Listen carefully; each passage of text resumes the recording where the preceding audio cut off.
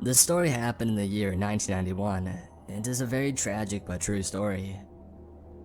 My wife Alex and I were invited to my best friends, Tim and Jessica's private mountain house for the night, and to have a sort of small house party. And they had recently gotten engaged and invited us to celebrate with them. They also asked my brother Daniel and his girlfriend Madison to join us as well. My brother drove us all to Tim and Jessica's house. It was a wonderful private house in the woods and mountains. This took place during the summer, so the weather was really nice as well. We drove up the long driveway, parked, and headed inside to greet our friends. We got to the house around 7 p.m. Jessica had been preparing a meal for all of us. We ate dinner, chatted, and reminisced about old times, and then played some fun couples games while we shared some wine and snacks. I honestly don't remember what the time was. I'm guessing around 10 p.m. or something, but we heard a knock on the front door. We all looked at each other with great confusion. I asked Tim if he was expecting anyone else, and he said no. Jessica opened the door and I stood next to her, and it was a woman. She must have been in her early 20s. She looked pale and had dark bags under her eyes.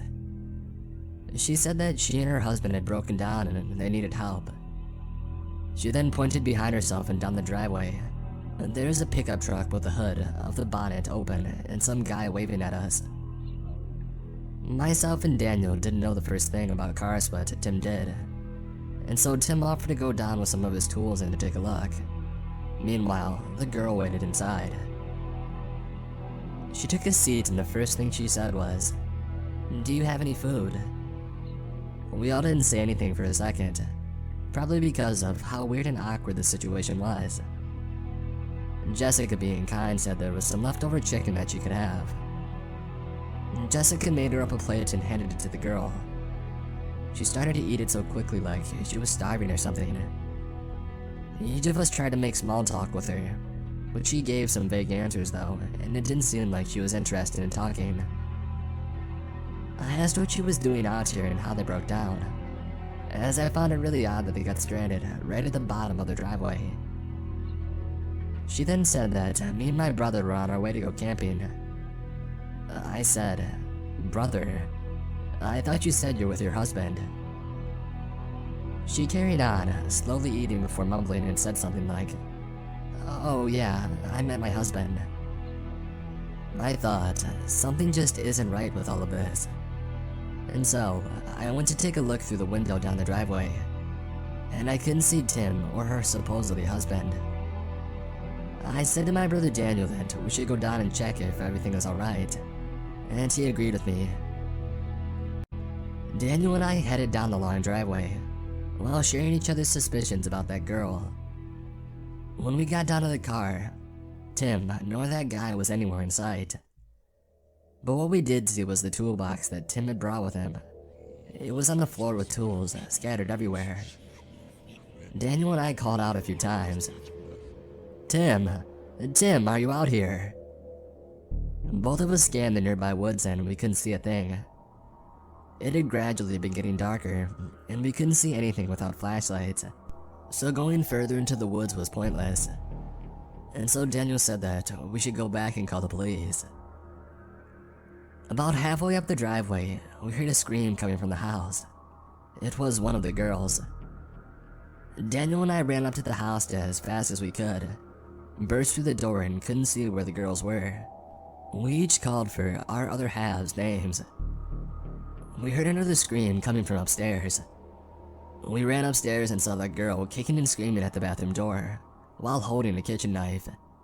Daniel and I tackled her to the ground and disarmed her of the knife. Daniel held the girl down while I went to check on the girls. Jessica had been slashed with a knife on her arm. It wasn't serious, but she was in some pain. Alex and Madison were untouched. I said that Tim is missing and we don't know where he is. Alex went to call the police but said that she couldn't get through. She said that there was no dial tone. As we couldn't get through to the police, I said let's just tie this girl up and wait until we figure out what to do. I asked Jessica where the flashlights were. Daniel and I grabbed the flashlights and said, we needed to look for Tim as we think he was in trouble. I said to the girls, keep trying to get through to the police.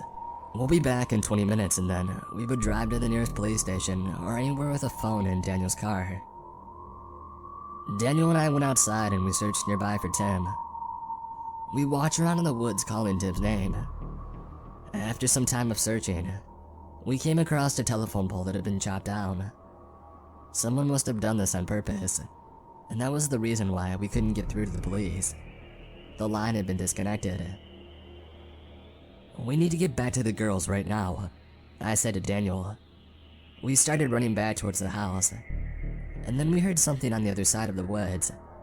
It was what sounded like 2 gunshots. Daniel and I carried on running. Eventually, we got back to the bottom of the driveway, and were shocked to see that the pickup truck, along with the tools, were now gone. We didn't have time to ask questions as he wanted to get back to the house and to check the girls. When we returned to the house, it was empty and the girls were gone, and somehow, so was the girl who was tied up. We searched the entire house, the backyard, and again the nearby woods, and found no one or nothing at all. Me and Daniel got in our car and drove as fast as we could to the nearest police station, and we told the police everything that had happened. We waited at the police station for them to return. They came up with nothing, just like us. I'm gonna skip all the searching and mourning because this story is depressing enough. This story has haunted me my whole life. I don't know what happened that night, who those people were, where my wife or the others had gone missing to. My brother and I remain close and still do to this day.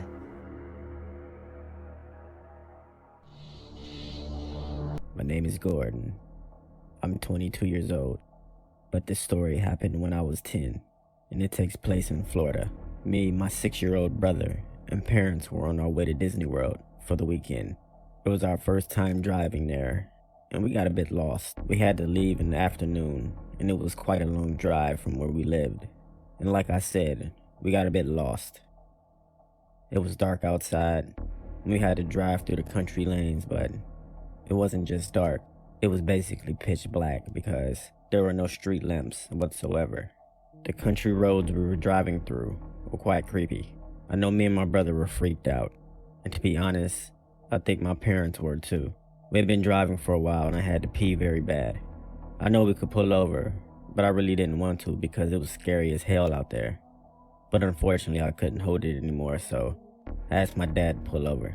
I got outside and I walked over to some nearby bushes, which led into a forest. It was pretty cold outside and I was shivering.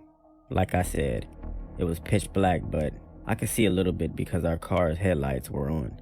I went to do my business when I heard a branch snap. I looked up and towards the woods, and I saw some kind of light. It was a lantern. I looked closer and it was floating up, and then I saw it wasn't floating. Someone was picking it up. And the lantern light revealed a face I would never forget. It was a man who looked to be in his late 40s. He had a gray beard, and he was smiling with his eyes wide open. He had crooked yellow teeth. I stood there in shock with tears in my eyes. He then motioned with his finger for me to come toward him. I pulled up my pants and ran back to my car. My mom said to me, "Are you okay, sweetie?" I just smiled and said yeah, and we continued driving. I didn't say anything to anyone about what I saw, and I still had to pee, but what was on my mind was that man I just saw. We finally arrived and I was able to use the bathroom. Me and my brother were, and still are, close, so that night while we were laying in our beds, I told him what I saw, and to my surprise he didn't seem that freaked out when I told him. He looked down with a worried look on his face. Then he told me something he saw in the car while we were pulled over. He was looking outside of his window, which were farm fields. He said he saw what looked to be a family of 4 standing in the middle of a field, who were also holding lanterns. He then asked our mom who were those people, and her response was, "What people? There's no one out there." And at that point, that's when I got back in the car. That night, and many nights after, me and my brother have discussed We discussed what we saw, and we didn't know if it was real or not, or our imagination. I personally still believe to this day what I saw was real. This story still haunts me and gives me chills every time I think of it. What do you think?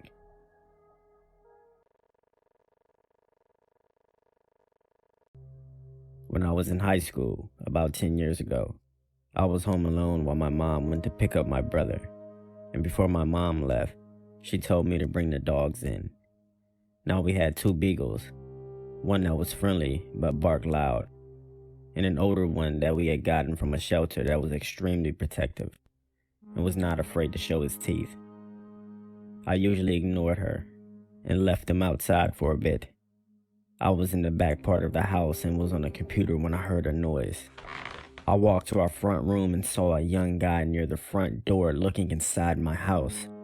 I stood slightly out of sight and saw him walk back and forth between our window and then back to the door. And then he tried opening the door. Then he literally threw himself against the door. Immediately my blood went cold and I rushed to the back door and quietly yelled for the dogs to come in. They ran in and I herded them to the front room. Then I saw the mailbox slide open. I saw his eyes. He was looking right at me. Right away, my older beagle got on the defense and growled. It was more like, "I'm gonna bite you" type of growl, while the other one barked. I got my phone and called my mom and begged her to come back home, in which she did with my brother. They looked around and saw no other signs of entry. I triple check every door now, and even though those 2 dogs have passed away, I keep our current dog near me when I'm home alone. That was one of the scariest experiences I ever had in my life.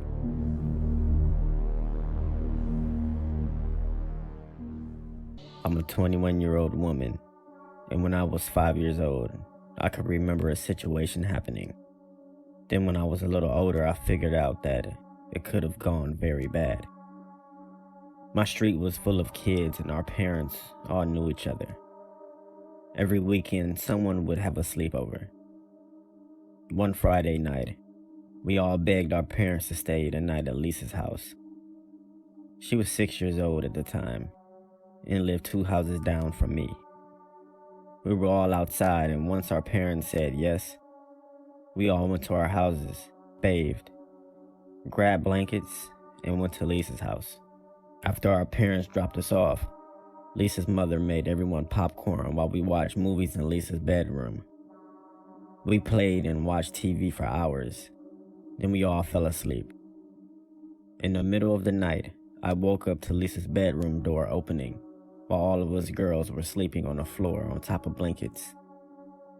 When I turned toward the light that was outside of the open door, I saw Lisa's dad in the doorway looking at us. In my 5-year-old mind, I thought he was just checking on us, so I went back to sleep. After being asleep for a bit, I wake up again, and it's her door opening. It's her dad again. He's standing in the doorway looking at us with a camera. I thought it was weird, because he had his shirt off also. I didn't let him know that I was awoke. When he walked away from the door, I waited a few minutes and ran home. I knocked on my big sister's window, which was downstairs, and she let me in.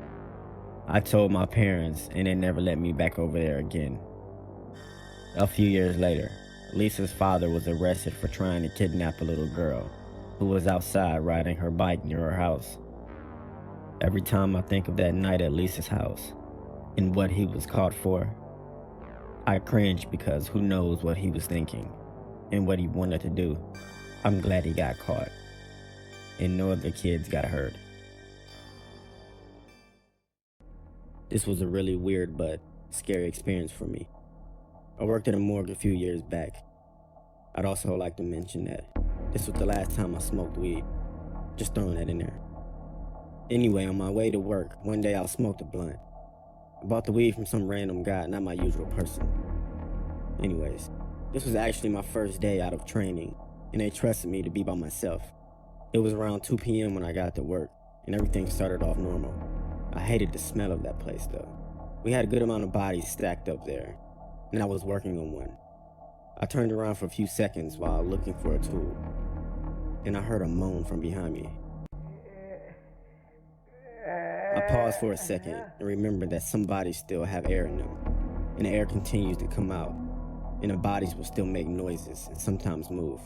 I gathered myself, turned around, and now the man on the table, his eyes were wide open, as if he were looking at me.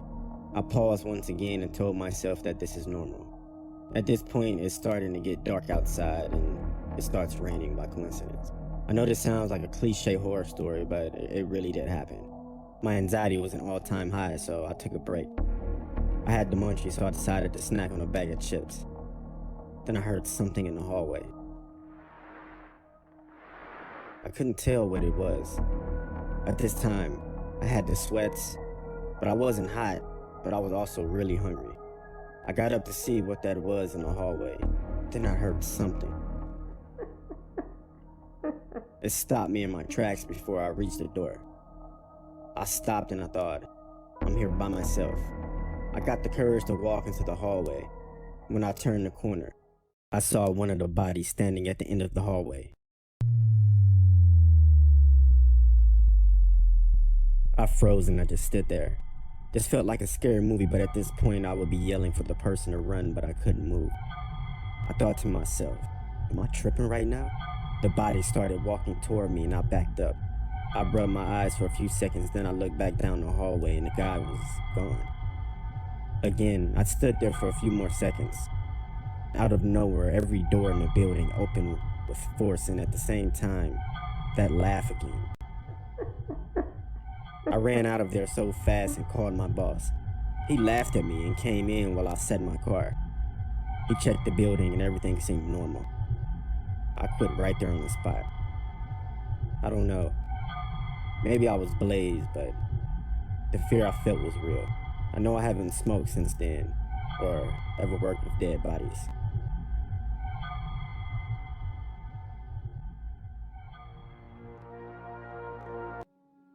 I got this great job working at a hospital. I really got to do something that I enjoy.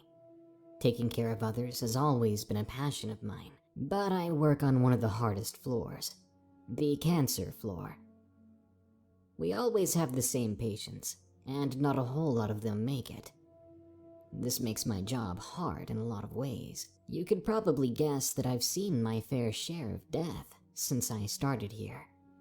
Anyway, I work the night shift, and at night it can be a little creepy when you have to go to the morgue.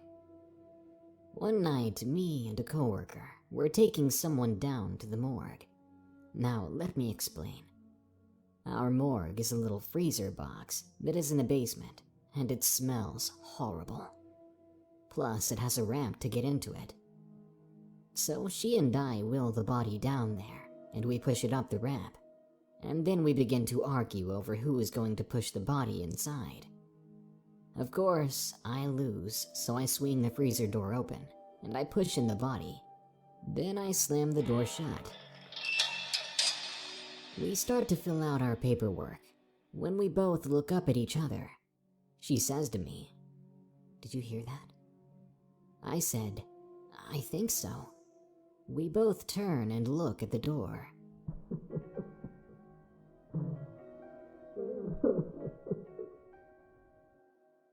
The two of us got cold chills, and the hairs on our arms were standing straight up. It sounded like someone was crying.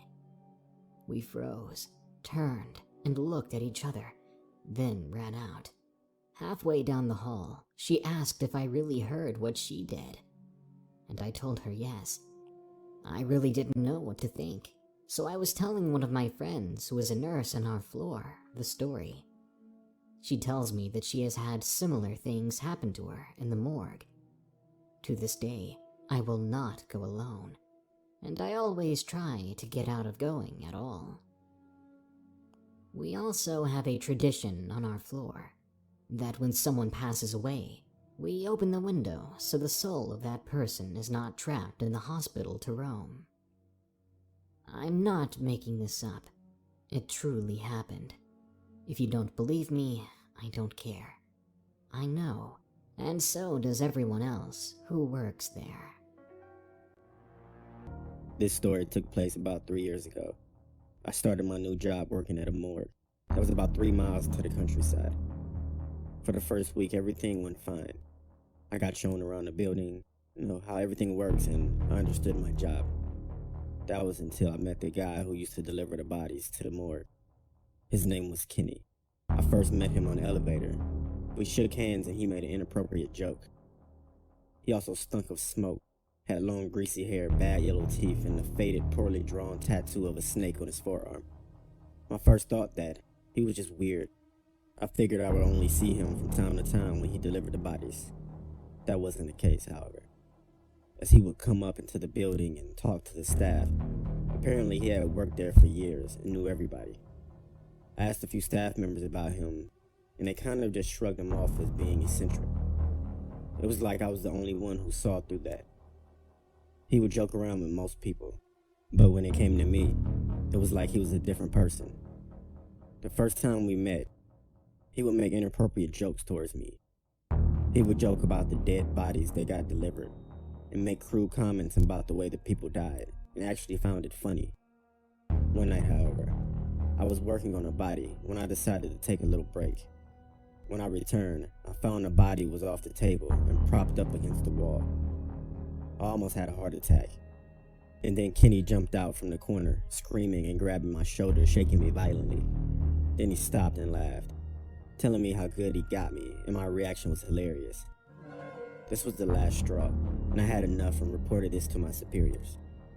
My complaint was backed up by the footage from the CCTV cameras. The next evening, as I arrived into work, I saw Kenny walking down the corridor, and he didn't have his weird grin on his face. His look was much more disturbing. He looked furious, like he was a different person. He passed by me while giving me the worst stare I've ever seen. I was told later that he had been fired. I was a little bit surprised. I didn't know what they would do. I didn't know they would fire him exactly, but I was kind of relieved. That night, I finished work around 3 a.m. and got into my car to drive home. As soon as I pulled out, another car started up from across the parking lot and started to instantly tailgate me. Like I said, the building was located in the country, so there were no other cars on the road. At first, I didn't know who this was. I pulled over to see if the car would keep going, but as soon as I pulled over, the car slammed on its brakes. That was when Kenny came running out of his car and over to mine, yanking on the door handle as hard as he could, while banging on the window screaming for me to get out of the car. I thought he was going to rip the door off and kill me. I quickly started my car back up and drove off as fast as I could. I saw Kenny get into his car. For some reason, he didn't chase me. I'm not sure if his car wouldn't start or he just decided not to pursue me. Either way, I was relieved. I later informed my superior of what happened. I didn't find out what happened, whether the police were involved or what, but I never saw Kenny again after that. Thinking what might have happened if somehow Kenny did manage to open my door keeps me awake at night.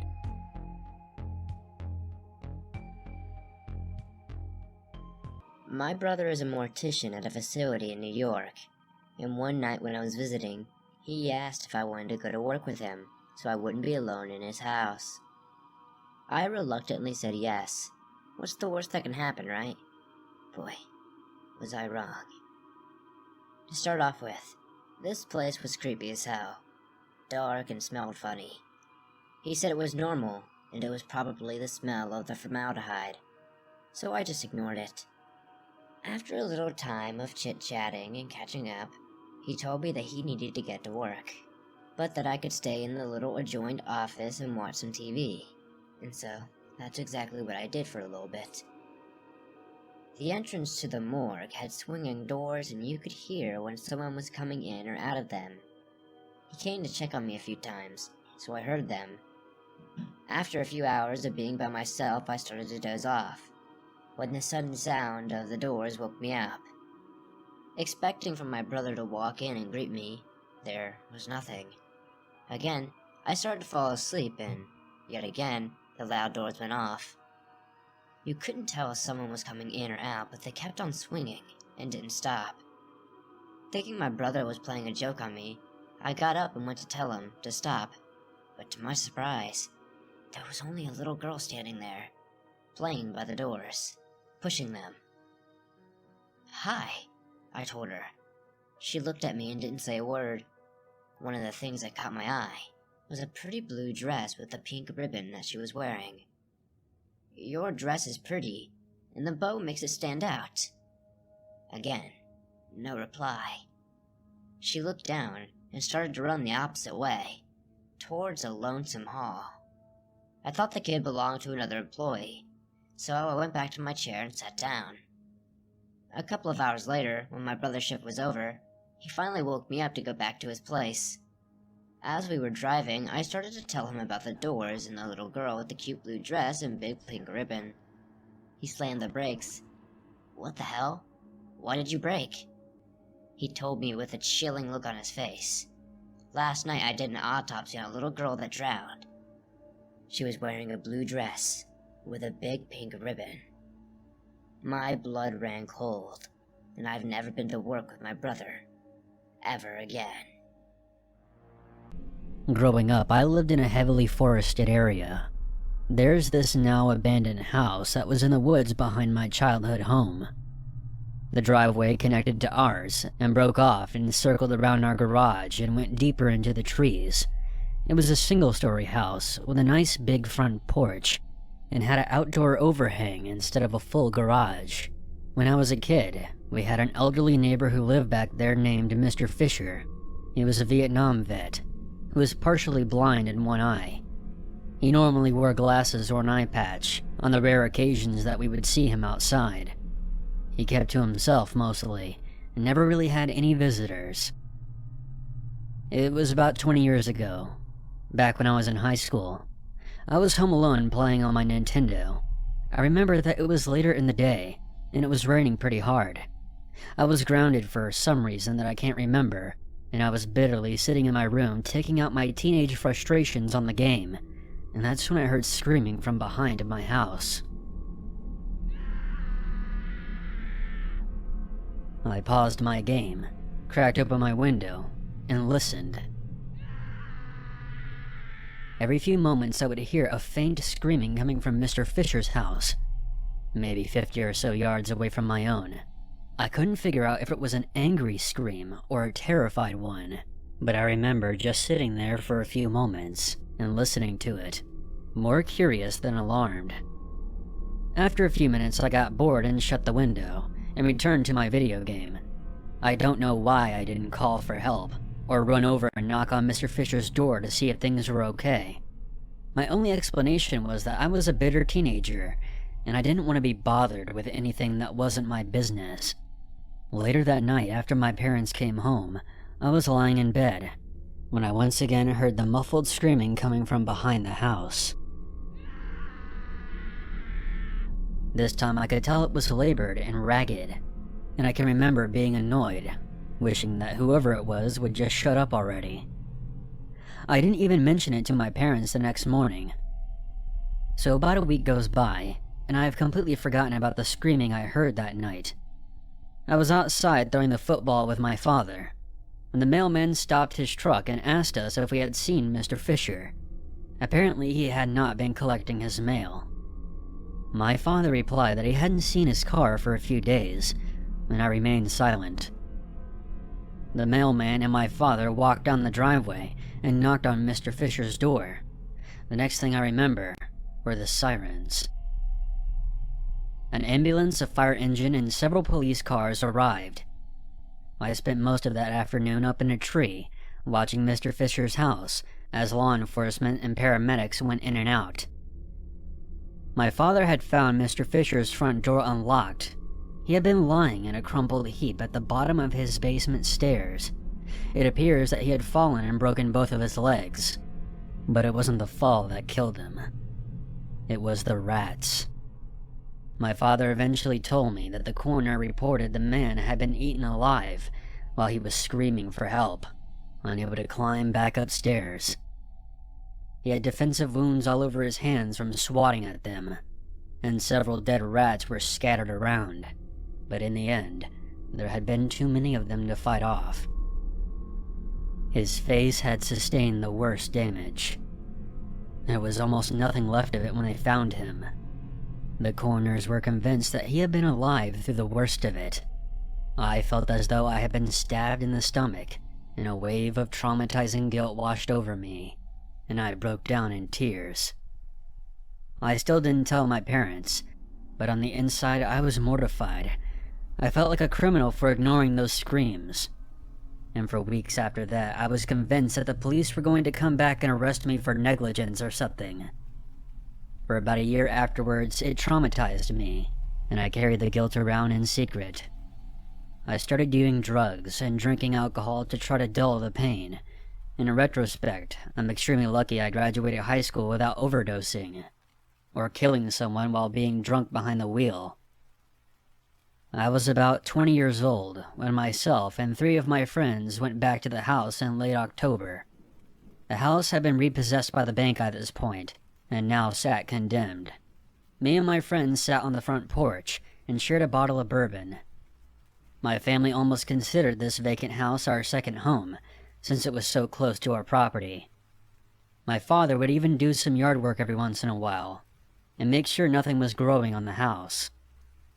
So like I said, my friends and I were drinking and smoking, and being belligerent idiots. Just talking shit and lying about girls that we had slept with. I got up and went around the back of the house to take a piss. I happened to crouch down and glance inside one of those low-to-the-ground basement windows, and just scanned the basement floor. All I could really see was a cracked cement floor, and loads of cobwebs crisscrossing the window. I took care of business, and was about to walk back around front, when I paused. Glancing back towards the window, I felt a sudden sensation that I was being examined. This time, there was something in the window that hadn't been there before. Very clearly I could see the outline of an old bearded face and a single eye staring up at me. Kind of at an angle, as if someone was lifting themselves up to peer out the window. I stared back, my body going numb and my mind going blank. I suppose that this is the part in horror stories where the people would say, "I felt a chill go down my spine," or "my blood ran cold."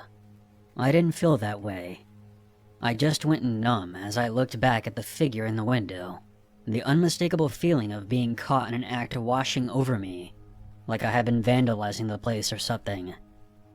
I believe the eye contact lasted for about 10 seconds, maybe slightly more, and I eventually just turned around and walked away. When I got to the front porch, I told my friends I was heading back to my garage. For a few short hours, I was convinced that it had been either a squatter, or maybe my imagination. But that night I had the most horrific nightmare. I was trapped in a dark room, with rats crawling all over me, and gnawing at my face as I lay helpless. I woke up the next morning feeling sick. What bothered me the most was that whatever I had seen in the basement window, there had only been one eye visible, just like when I remember my old neighbor. It wasn't until I was about 30 years old that I had made peace with the fact that I had seen the man's spirit. He had been staring back at me in distress and confusion, wondering why I hadn't helped him. I have read several books on the paranormal, and I came to the conclusion that his spirit wasn't yet at peace. My parents eventually sold that house to me, and today I only use it as a summer home.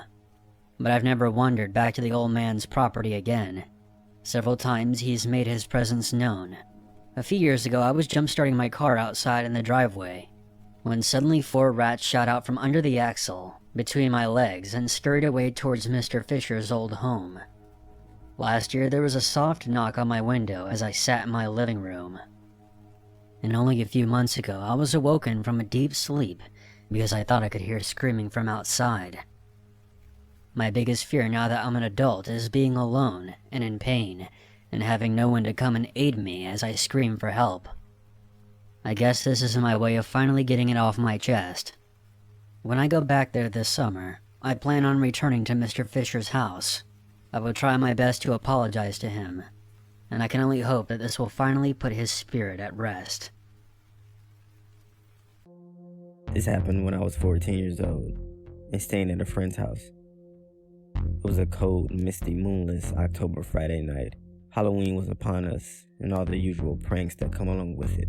In the weeks up to that night, the usual pranks of knocking on doors and running, friends knocking on windows to scare you, stuff like that. But this night was different. This night is what nightmares are made of. Recently, my friend's sister, who for this story we'll call Jamie, was being harassed and stalked by some guy who she didn't know. We just came back from a haunted house. Then we turned on the TV and started to watch The Exorcist in the living room. It had to be around 11 or midnight, and the dog started to bark at the back door. So I went to see what she was barking at, and I heard the fence rattle. I didn't think anything of it as it could have been the wind or an animal. So I went back in the living room and continued to watch TV with my friend. Then all of a sudden, Jamie screamed from her room. We ran to see what was going on. Jamie said someone was knocking on her window and saw someone run to the back of the house. Just then, we heard someone trying to pry open the sliding back door. And when I ran in there, I saw someone standing there with a ski mask and hoodie on. His eyes were void of feeling, void of any sense of morality. I made sure the extra lock was set, and he seen me do this and started to bang on the glass. Then all of a sudden, he took off running. I asked my friend if the front door was locked, and a look of terror came over his face. He ran to lock the front door, then all of a sudden it swung slightly open. Luckily, he got there in time to stop it from opening completely. The intruder got his arm inside the door. He kept pushing it open so ever so slightly, but my friend yelled for me to help as Jamie was frozen and frightened, screaming. I ran as fast as I could and slammed my shoulder into the door, smashing the intruder's arm in between the door and the door jamb. He jerked his arm out enough that we could close the door and lock it. The stalker was screaming and banging on the door, yelling over and over, "Jamie, I'm gonna get you. If not tonight, it'll be another time. And I'm going to kill those kids for what they've done." I grabbed a baseball bat and my friend grabbed a shotgun out of the closet. We thought he was going to try and get back in. We called the police and waited what seems like hours before we went out to see if anyone was around. But all we found was handprints on windows and footprints in the mud leading to the backyard. The stalker's identity was never found out. And after that incident, Jamie was never bothered again. But after the incident, Jamie was never the same. She was quiet, distant, and it was hard for her to trust people. It took a long time for her to be herself again. It makes you think you never know who was watching you, who was following you in person or on social media. You don't know what their intent is, or if they have nefarious intentions. The world has become an information nightmare, and for that you never know who is spying, peeping, and lying, waiting to ambush you. You always have to be aware of your surroundings and ensure you are able to keep yourself safe.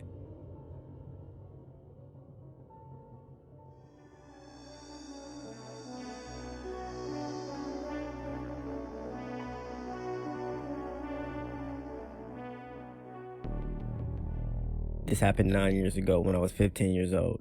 It was a Friday morning at school, and my friend told me that she would spend the night. Throughout the day, we spoke about what we could do for entertainment, but by the end of the day, she let me know that she couldn't stay for the night. On my way home, my mother texted me to let me know that I would be home alone tonight because she picked up a shift from 7 to 7. She was a nurse and that happened frequently. My mother started dinner while I was watching TV in the living room. But as I'm watching TV, I randomly look out of the window because I heard a car going down the street, and like I usually do, I look at it because we live right at the end of a dead-end street. This car didn't stop, it just circled around and crept down the street. About 30 minutes later, I saw the same car while I was watching TV. It did the same thing, went to the end of the street very slowly and turned around. The windows were tinted, so I couldn't really see how many people were in there. It was around 6:30 when my mother was walking out of the door. It was the winter time, so it was already dark outside, but it was unusually warm also. So I threw my mother's food away because it was trash, and she could never cook, and I made a few bags of popcorn. I was content with that. I laid on our couch, turned on movies, and started to text my friends. It also became hot in there, so I opened a window that was behind the couch. My mother hated when I opened it up because there's no screen, so I opened it up just a few inches and laid back down. A few minutes later, someone knocked at the door. As I'm getting up, I can hear about 3 people talking, only because my window was open, but I don't think they noticed it because it sounded like they were whispering in a way where they definitely did not want me to hear. I opened the door, expecting to see a few people, but to my surprise, I only saw one. Parked a few houses down, I saw the car that kept riding up and down the street. Anyways, when I opened the door, the man asked me was Daryl home. I said that no, Daryl lives here. Then he asked me were my parents home, and I said no, my mother's gone for the night. He said okay, with a smirk on his face. And he said sorry to bother you, and he left. I laid down, watching a few movies, then I dozed off. Maybe around midnight, I think. All of a sudden, I was awakened with a sound. I didn't know what it was. I looked at the clock and it said 3:02 a.m. Then I heard another noise. It was footsteps behind me outside of the window on my front porch. I continued to lay down flat on the couch, then I stuck my head just above the back of the couch very slowly. I've never been so frightened in my life. There was a man pressing his face against my front window trying to look inside. I was frozen in fear. I don't think he could see me because I was right under him, and it was dark inside with the only light being my TV. Then the guy did something that almost made me scream. I laid flat again on the couch and the guy in the window said, "She's asleep right there. If she screams, I'll shut her up." He then started to lift the window. I ran in the kitchen and grabbed my mother's gun while he struggled with the window. As I'm running, I dialed 911 and put them on speaker. I explained the situation, ran to the window with the gun, pointed it, and told them that I would shoot, and the police are on the way. The guy was halfway inside when I held the gun to him. He froze while the other guys ran off the porch. I made the guy stay there when the police were on the way. He was arrested and my mother never took a night shift again. At the same time, I'm glad my mother taught me what to do in those type of situations because it could have ended up a lot worse.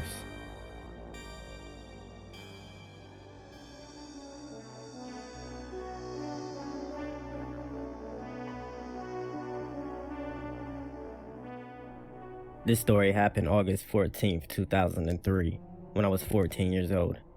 I lived on a street that had a lot of boys on it. All of us were the same age and would frequently spend the night over each other's houses and simply just hang out. There were literally around 10 boys the same grade.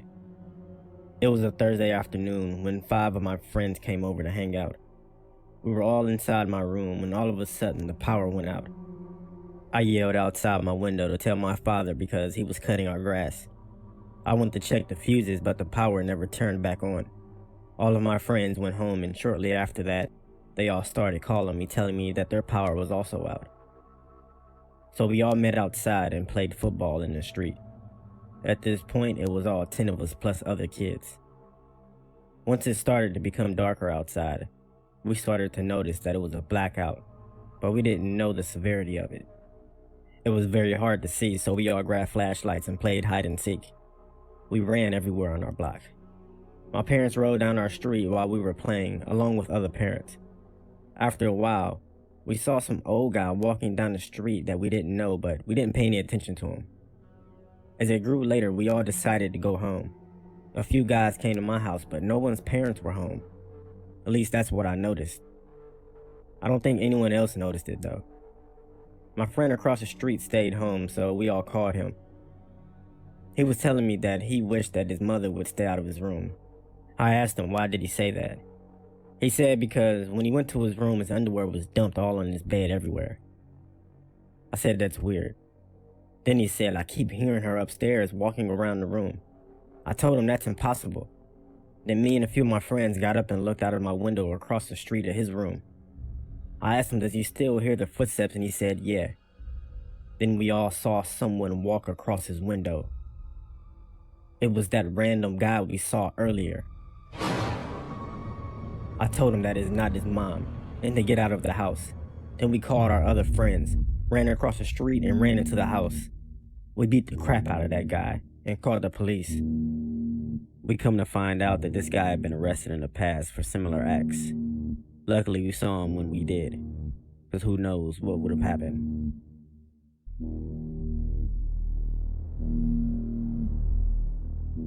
I've gotten Ubers plenty of times before, but this one experience I had a few years ago was the creepiest and weirdest of my life.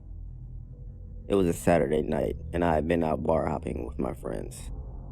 It was around 1:30 a.m. when my friends and I decided to call it a night. I said goodbye to my friends as they walked to the bus stop. I live in the opposite direction, so I started walking to a spot where my brother was going to pick me up. But as I pulled my phone out, I received a text message from my brother telling me that he can't pick me up as he had been called in to work. He works nights. I opened up an Uber, and there was this one guy about 2 minutes away, so I clicked for him to pick me up. His name was Jim, and in his picture he was a balding middle-aged man with a mustache and some stubbled facial hair. An old car pulled up beside me. Jim looked out the window and confirmed that he was my Uber ride. Once I got inside, I noticed there was another person in the passenger seat. I said, "Oh, hi." They didn't reply to me. I asked Jim how his night was going. He didn't reply either. I was too drunk and too tired to care. Destination to my house was already on the app before I made the call for the Uber, so Jim started driving. I was scrolling through my phone and texting friends, and I started to hear Jim whisper and mumble to himself. I couldn't understand what he was saying, and if he was talking to me or the person next to him, but I ignored it. As we were driving, he started to become more on edge, and the things he was whispering to himself was becoming more coherent. One thing I heard Jim say in a loud whisper was, "You do it. I can't risk going back to jail." Even though I was drunk, that was enough for me to stop playing around on my phone and focus on my surroundings and keep a closer eye on Jim and the person next to him. The person hadn't said a word the whole time I was in the car, which I found weird. I looked around outside and we were on the freeway, which wasn't unusual as you had to take to get to my house. The next thing that happened is Jim pulled the car over at a rest stop. He once again started talking to himself. Jim then said, "I won't do it. You can't make me." He then hit the person next to him in the face, and he got out the car.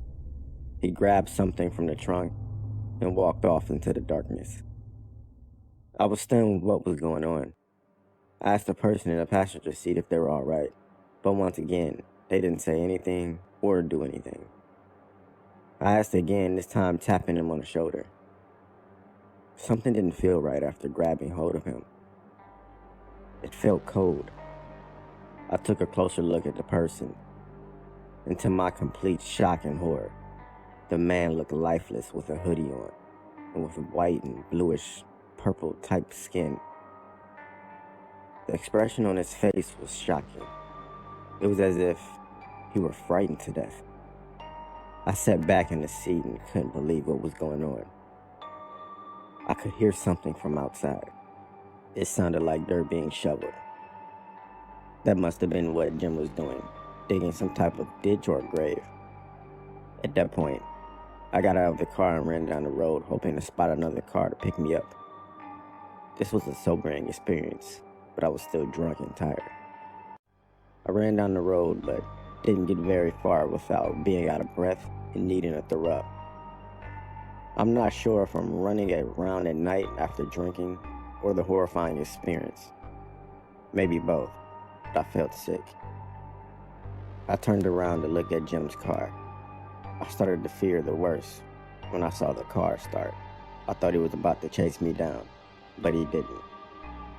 He just started the car and then sped off into the night, never to be seen again. I felt so relieved, but I still kept fearing he would come back. I carried on walking down the road until passing the car, and they gave me a lift home. This incident scarred me for life, and I never got an Uber again. My name is Kyle, and I'm an Uber driver and have been for around 3.5 years. Most of the time I work from early evening to late at night.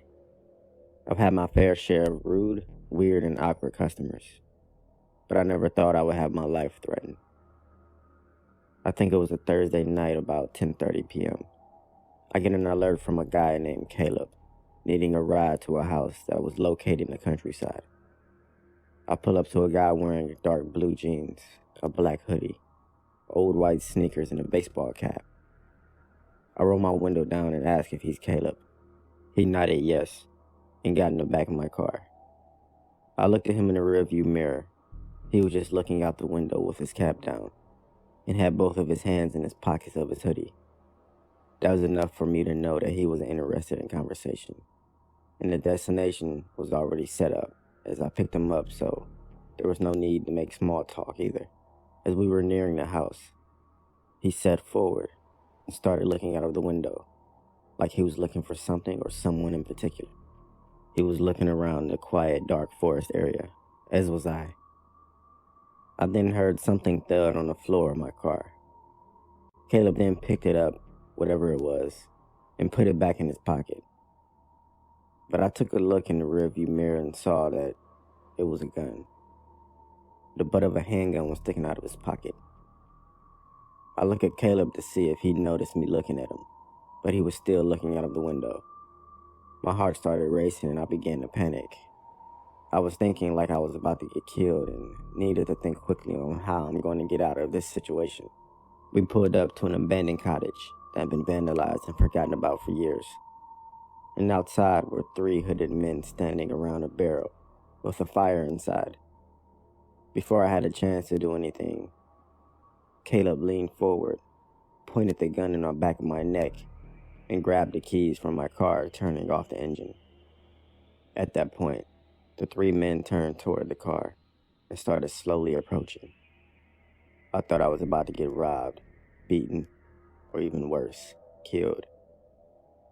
Caleb then said, "Don't move," as he got out of the car. He approached the 3 men and started talking.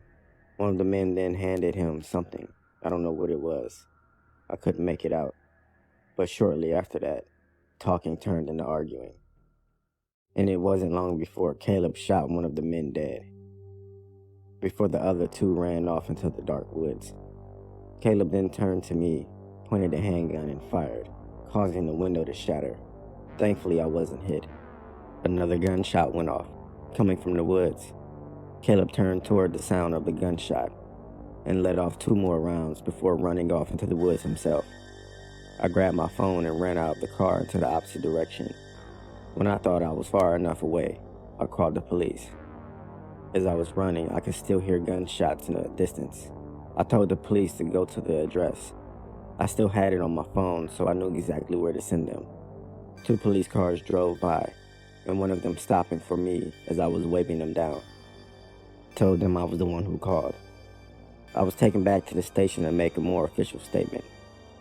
I was also informed that the cottage was abandoned and found no one near the property in the woods. The only thing they found was my car and a shattered window. The police told me it was a drug deal gone bad, and I should be considered lucky that I wasn't killed. My name is Ed. I'm 25 years old, and I'm an Uber driver. The story happened about 4 months ago. It was late on a Friday night around 11 p.m., and I was doing my pickups around local bars and nightclubs. I had just finished dropping off some passengers when I got a notification from a guy named Jackson. I pulled up to his location when a man peered through my window asking if I was Ed, his Uber driver. I said, "Yeah, you Jackson?" He replied, "Yeah," and got in. Once he got in my car, I could see him more clearly. He had long, dirty blonde hair, an unshaven face, and red bags under his eyes. He was wearing jeans and a dark blue hoodie. I started driving toward the destination that he had marked down. It wasn't long before I could smell his foul odor. I took a few glances at him in the rearview mirror. He looked pretty paranoid. He kept looking around outside as if he was searching for someone.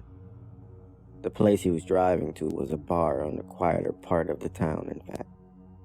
I thought the bar was shut down, but I didn't want to ask and make conversation with this guy, as I didn't feel comfortable. He didn't say anything at the start of the journey, He was just looking around, as I mentioned before. He kept taking sips of some kind of liquor he had with him. It was when we started to get to the quiet, empty highway when he started talking. He was saying things like, life is precious, and always be careful because you could lose someone close to you. I wasn't sure if he was even talking to me. I just assumed he was. He then showed me a picture of a woman and a young girl. He said that was his wife and daughter. I awkwardly said, "You have a nice family." He then asked if I had a daughter. I said yes, but I don't really. I don't know why I said yes, but thank God I did, because at that point, Jackson told me to stop the car. As I was stopping the car, he wrapped his arm around my throat and pointed something in the back of my head. It was a gun. He told me to go home to my daughter and be thankful. As he said this, he passed me the photo of his wife and daughter.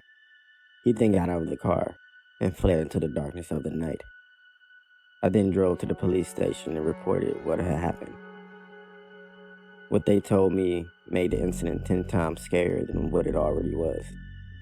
After showing them the photo, the man had handed to me, the police told me that the man had killed a woman and her daughter hours earlier, and the police were out looking for him. Thinking about this story horrifies me. I think about a lot of things. That I had a sadistic maniac in my car. Now he murdered that woman and child. I also think about how I told him I had a daughter. I honestly think if I hadn't, he would have killed me. He wouldn't be here to tell this story. As far as I know, the police still haven't found Jackson, and he's still out there somewhere.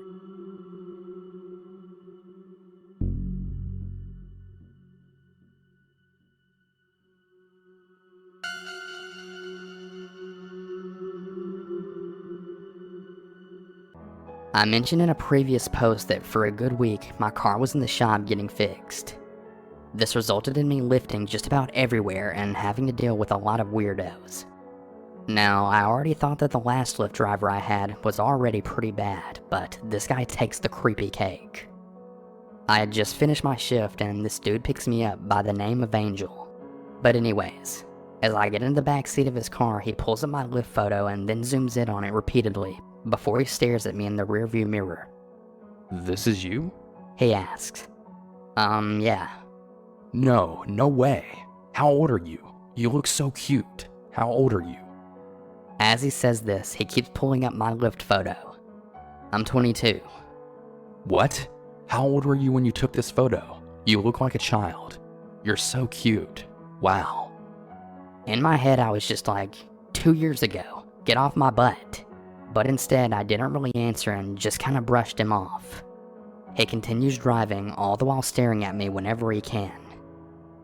We get to a red light and he changes the radio station from Katy Perry to the Spanish channels. I instantly groan inside because I'm mixed race and this is getting pretty old for me. A lot of people do this thing to me where they try and see if I can speak their language or know enough about their culture, as if to approve me or something. You speak Spanish? You know this song? This is real Spanish music. You should give it a listen. No, I don't speak Spanish, thanks. Do you know any Spanish artists? No, I don't. Well, that's okay. Even if you don't speak Spanish, you'll do good on your honeymoon. I ask what he means by that, and he doesn't really give me an answer. Instead, he asks what my work schedule's like, how many days a week I work, is it always at that location, do I live alone, etc. I answer him instead in half-truths, saying, oh, I don't have a schedule yet or a fixed location as I'm training between locations. That way he can't really find me or know my routine at all. He just nods and hums, all the while still just glancing at me right in the mirror. A car cuts him off and then he honks before stating loudly, Move! Move! I have a really pretty girl in the backseat of my car. I tell him to let me out of the corner and he says no, that he'll take me to my door. Because I don't want it to be too obvious that I'm freaked out, I tell him to go up to these random townhouses which are all connected by a path and park. He lets me out at the front of some random house and I move behind it and then wait until he drives off before I zigzag around all of these pathways. I mean hell. I almost got lost myself by walking around all these weird pathways until I finally found myself home. So yeah, Angel, let's definitely not encounter each other again.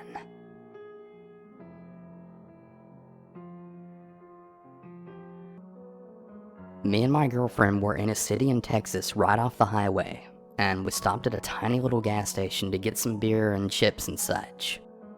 For some reason, when we pulled in, I felt the need to say, I actually think I need to come in with you this time.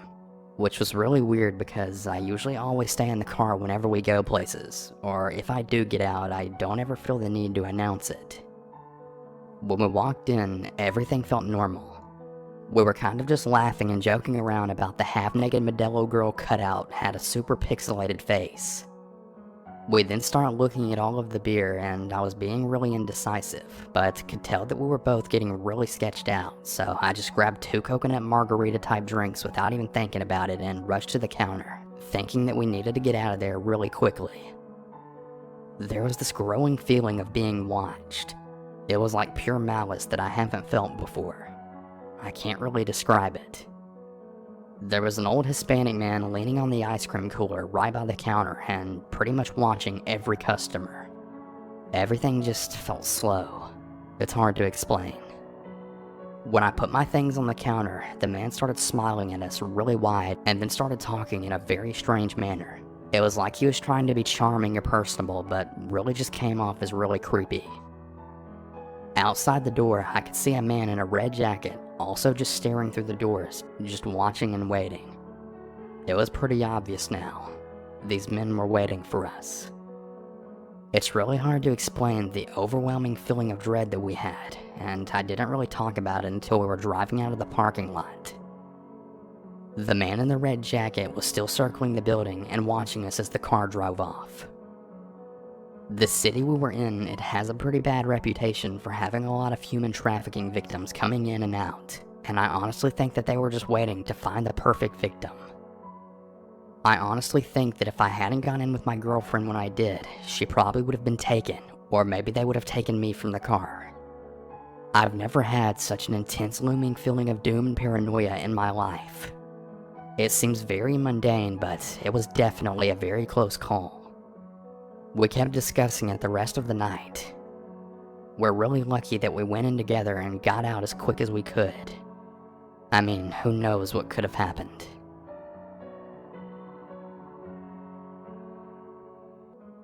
The story happened a couple of years ago after a breakup. I had a little time to myself and I just wanted to meet new people. Not necessarily to hook up, but just go on dates. Here enters JB. Seems nice enough, and we met at the nearest city. We had a pretty good date, and I say goodbye. We make some more arrangements to hang out, and eventually we end up back at his flat in an area of a city that I knew quite well, as I lived there as a student.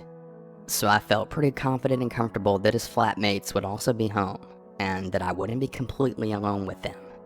We're sitting downstairs watching The Office when his flatmates come home, and they're making their meals, and then he suggested finishing watching an episode upstairs before I left for the bus. Well, he has the smallest room with a single bed and no chairs. He lays down on the bed and I sit on the end of it. He encourages me to move up, and I awkwardly do just that. He says that he can't see, so to lie down. So I lie down on the bed pretty uncomfortably, but try to think logically, and we hadn't even kissed yet, so I mean, what could really happen? Right at that moment, I really wished that I had just left. Without even a cuddle or anything, the guy just grabs my arm and then tries to shove my hand down his shorts. Nope. Luckily for me, I was kinda clutching my handbag pretty close-ish, and I just flipped out of the bed into a standing position, throwing my bag over me, and then ran downstairs, with him saying, "Oh my gosh, I'm so sorry. Please don't leave." He had no shoes on, and he didn't know that I used to live in the city.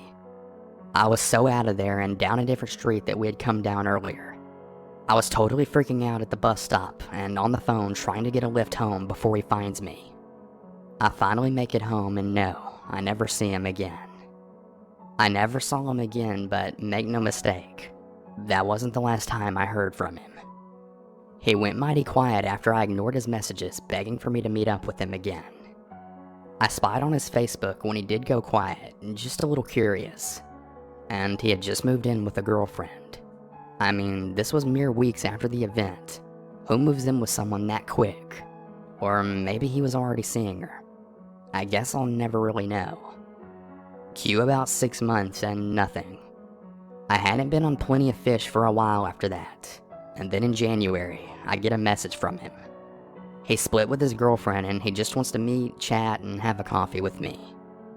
Being a little bit lonely, I kinda thought about it.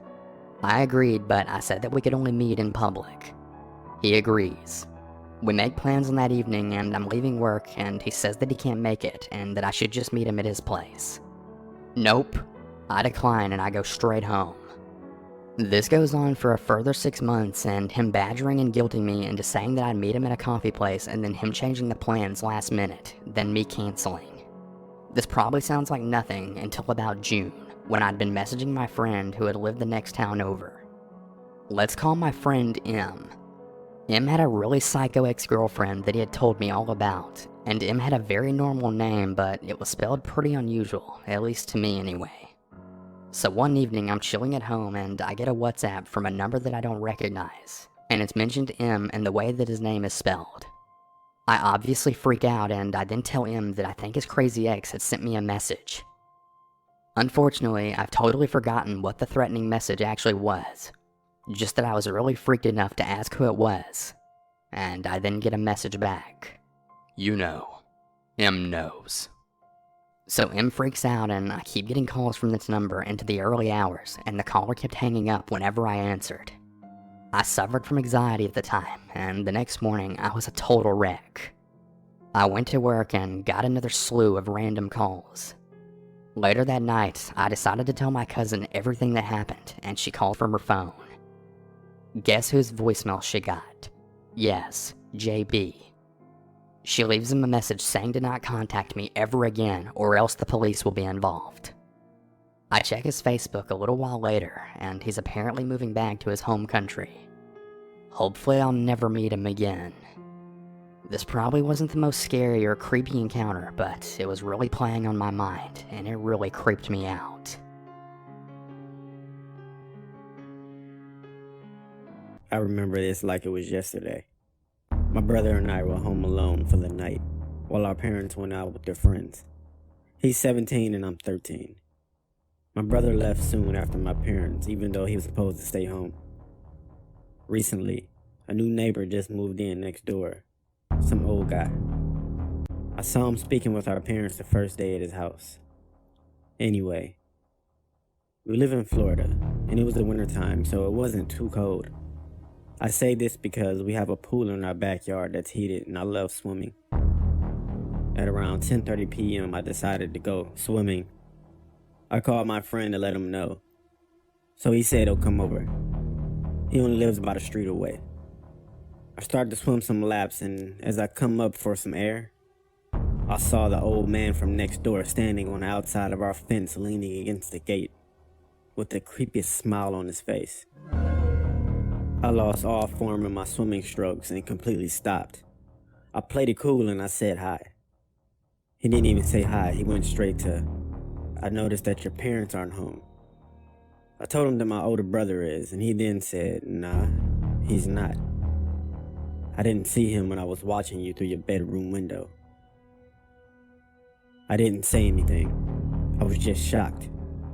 He opened up the gate and started to speed walk toward me. I began to back up in order to climb out of the pool while yelling help. He was getting closer, then he stopped and looked behind me. My friend was on the other side of the fence running toward us, and also on the phone with the cops. My neighbor ran into his house. The cops came, but the old man denied everything. He didn't know that my friend recorded him before he called the cops.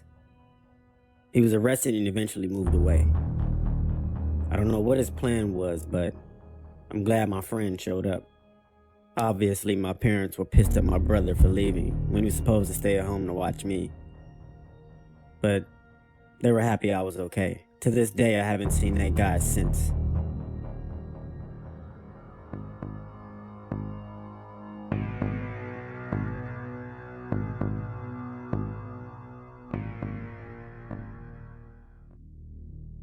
While in college, I love finding snakes, so a friend of mine from the herpetology club, he showed me this road that he would cruise for snakes.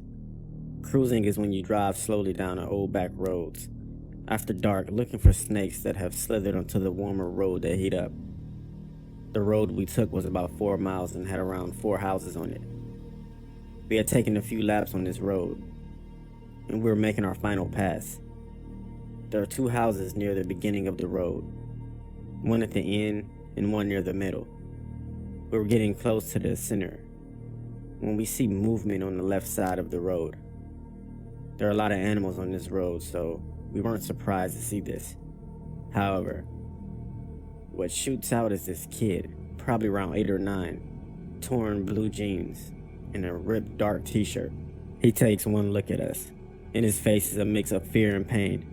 He looked back really quick from where he had come out of, then booked it across the road. The guy I'm with, he gets out of the car chasing to see if he's alright, and I pull the car up to the point where the boy went into the woods. I'm starting to get out of the car when my friend walks back quickly, and he just says, "Let's go now." We hop in the car and tear out of there. He says there's a graveyard about 10 yards into the woods where the boy had ran, and it was 5 gravestones with the same death date. They all had the same last name, and one was a boy who was 9. We never came back for the rest of the summer to that road. We usually would go out once or twice a week, but not anymore. The next year when my friend had graduated, I took my girlfriend out to that road. We had gone early to try and find different types of snakes, because different snakes tend to move at different times of the day. We got to the house near the graveyard, and there's 3 men doing some yard work. I rolled down the window and I explained what I was doing and asked them about the graveyard. Apparently their dad's brother's family had all died, and their space heater caught on fire around 20 years ago. I kept pushing and asking them about it, and they told me the firemen or whoever does it have found all the bodies in the rubble except for the youngest son, but they assumed he was too far burned. I asked if they had a little brother, and the 6'4", 250-pound man said he was the youngest. When I gave the description of the kid I saw, they all went white. They all have, individually seen the kid I was talking about, and he always runs into the gravesite. I have never been on that road again. Honestly, I have no plans on going back. I'm not too fond of the paranormal.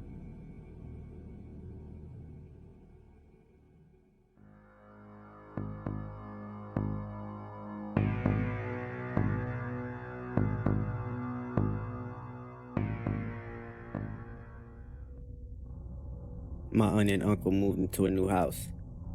I was staying with them for a week, but I got a weird vibe about their house. I was sleeping in the attic, and around 3 a.m., I woke up to find my 6-year-old cousin standing next to my bed staring at me. He just started telling me about his imaginary friend, Maury. The next day, when I asked his parents about it, they told me he didn't have an imaginary friend, and they said he never had one in their previous house.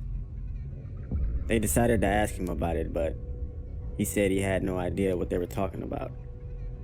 The next night, around 3 a.m., I woke up again to find my little cousin staring right at me. He kept repeating over and over, "Why did you tell? Why did you tell? Why did you tell?" I tried to talk to him, and he started telling me about how Maury would appear in his dreams at night to eat dinner with his family when they were at the table. I asked him how he met Maury, and he told me that Maury came to him and asked him if he can come inside of him. He said, "Yeah, sure, come in." That's when Maury started to come beside his bed every night to talk to him. The next day, I told his parents, but they didn't believe me. They thought I was making it up. On my final night in the house, I was awoken by a faint thumping under my bed. At this point, I was very scared, but I worked up the courage to peek under my bed. I found my little cousin hiding under there. He said he was protecting me. He told me that Maury couldn't trust me and he wants me gone, and that Maury won't hurt me if he's there to protect me. Then he started going back and forth with someone who wasn't there, moving around like he was wrestling with someone. Then I heard the words, "Kill him." It was a deep, raspy voice that I've never heard before. Those were the last words I heard him say. I ran faster than I ever have before and made it at least 3 blocks down the road before my aunt and uncle caught up with me and begged me to come back. They asked me what had happened, and when I told them, again, they didn't believe me. When we walked back to the house and went upstairs, my cousin was in his bed, sound asleep. I left the next morning and never went back. That was a very creepy experience in my life. Very creepy. And I can't compare it to any other experience ever. And it's extremely difficult for me to talk about because I really don't know what was going on. My cousin doesn't remember while my aunt and uncle still don't believe me. At the same time, my cousin has always been weird ever since that day. And he doesn't make a lot of friends. I don't know. I figured that I'll get this story out there to other people so I won't keep it bottled up inside. To add to that, I've never been back to my cousin's house because I don't trust him, I don't trust my aunt, and I don't trust my uncle. Something's up with that family and it isn't something good. Just be careful of the company you keep. Whether it's your family, whether it's your friends, just always be careful. Because you never know the intentions of people around you.